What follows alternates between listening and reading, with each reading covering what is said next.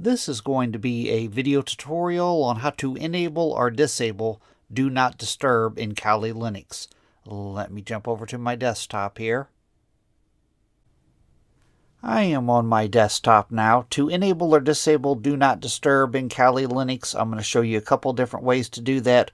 One way is to go up to the upper right hand corner, up to the little bell icon, click on the bell icon. Then right here is Do Not Disturb. As you can see, I have mine disabled. To enable it, you just toggle it on. Now you can see the bell has a cross through it, and the light is now blue. To disable it, you just turn it off. And you can also do it in settings. I'm going to go up to the upper left-hand corner, up to the little Kali logo. I'm going to click on that. Then I'm going to go down to where it says Settings.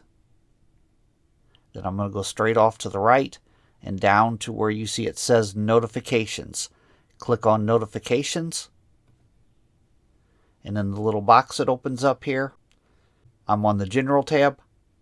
And under Behavior, Do Not Disturb is right here.